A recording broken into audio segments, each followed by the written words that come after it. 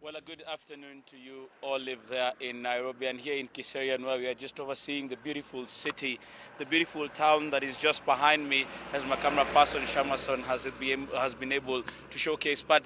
coming back to your question, is that the Deputy President for the second day in a row has been on a charm offensive, actually with some of the members of parliament who are in the meeting at Sagana with President Uhuru Kenyatta on Friday. And the central Kenya members of parliament with whom he has been working with, together with himself, have been defending that particular meeting and actually trying to digest the contents of that particular meeting the best way they know. They are saying that that meeting was very beneficial to them, and the messages that were coming out of that particular meeting are very beneficial to the Ruto side, as they are saying that one of their take-homes, even most of the members who stood at that particular church, the Dominion International Chapel here in Kiserian, were saying that the message by by President Uhuru Kenyatta that they are coming together with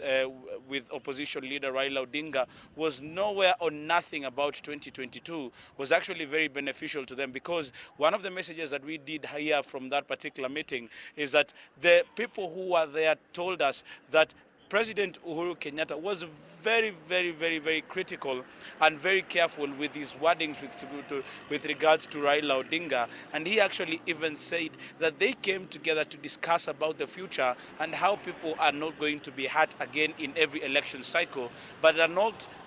going to focus on 2022 and the merits or the demerits of it. And actually, we do understand that on that particular day, when he said that, the crowd went wild. So today here, it was the same message that was being echoed by the members of parliament allied to Deputy President William Ruto. As they spoke about it, they spoke about BBI and were actually very happy with what President Uhuru Kenyatta said, that they will read together that particular document, and when it comes to a point where they have to make a decision and they do not agree, then they will side with what the people will say or what the comments of the people will be. Because one of the people who actually even started that conversations was Kiharu Member of Parliament Dende Nyoro, who stood and said that yes, it is very true, it is very good that President Uhuru Kenyatta spoke about the BBI that is yet to be released, but if push comes to shove and they read it and there is a difference in opinion, then they will be forced to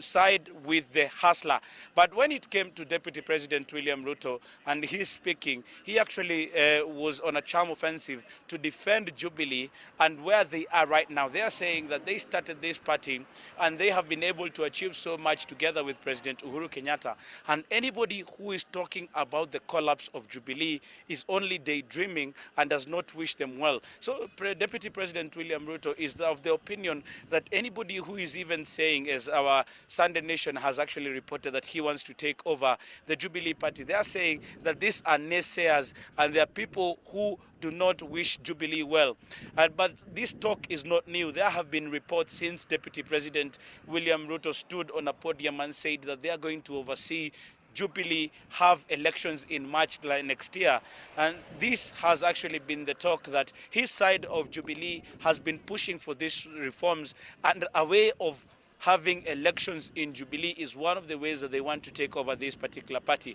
So he has actually gone ahead to liken the people who are calling for the dissolution or the takeover of Jubilee